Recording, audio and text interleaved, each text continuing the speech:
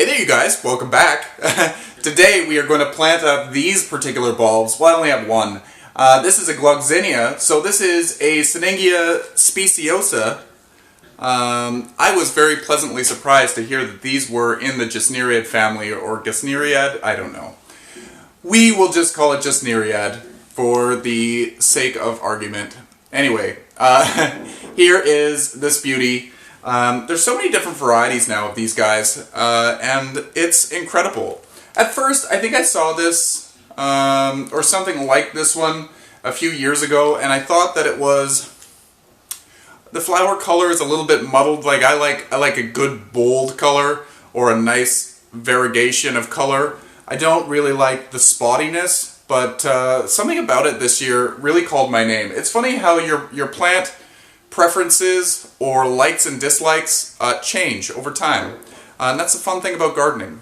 So anyway, fun. We will plant this today. And just wanted to show you, this is one of the Gloxinias, or this one's Syningia or Syningia blue pansy.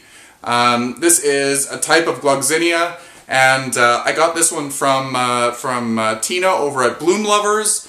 And I can't remember whether it was just a leaf cutting or she gave me a little bit of a stem cutting. I cannot remember. But it, excuse me, it went through a little bit of a dormancy period where there was absolutely nothing. And with Syningias, or, many of the Gesneriads will go through a little rest period where they kind of just... look a little gross, and then you slowly cut down the watering, and then it looks like they die. Don't throw them out. Let them do their thing, and then a few weeks or a few months later, you'll notice that they will start to grow again. So these guys produce a little bit of a corm or a tuber. And yeah, as you can see here, I've got some little flower buds developing. Is my face coming into focus too much? So there we go. So I wanted to show you what it looks like. The leaves can actually get quite large, and they're fuzzy, kind of like an African violet leaf, if you've never grown them, and the flowers are really spectacular. The flowers are a good 2 or 3 inches across, maybe even more, depending on the variety. Really, really cool plant. So let's just get down here. We'll open this up. I'm using an all-purpose soil. Try to use something that's kind of a peat-based soil. I know in some areas you don't really want to use peat.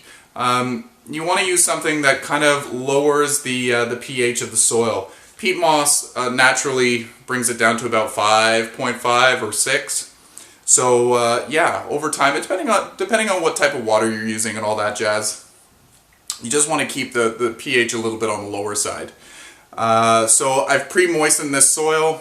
I'll show you that in just a second. And yeah, come on down. Okay, so let's open this up, and we're going to see what the little tuber slash corm slash whatever you want to call it looks like. It's got instructions on here, but generally these things are very generic. You're going to plant this similarly to a tuberous begonia. There we go. And it actually looks like a begonia. At first glance, you would be like, no, Bill, that's a begonia. Nope, it is a Gloxinia, just so you're aware. So this one actually feels really, really soft. I hope that it survives. I was trying to find one that was more firm and had some growth starting, but this one actually feels not so good. So anyway, I will plant it up, and we'll see what happens. Either way, the way that it's planted would be the same. And we'll fingers crossed that it will grow. So we'll be very careful. So the soil is pre-moistened.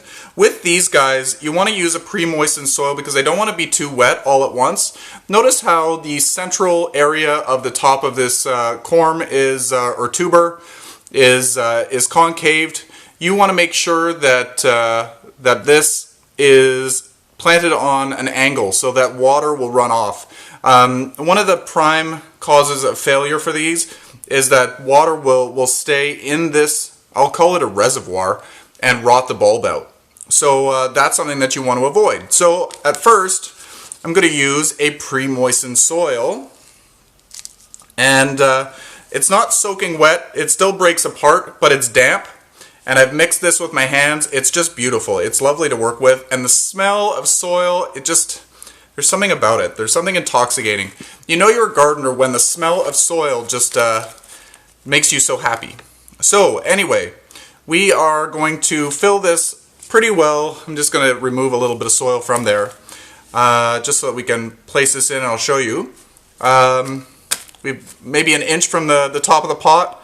Then we're just going to rest this corm in, and I've made it rest on an angle so that the water will not sit in that little section.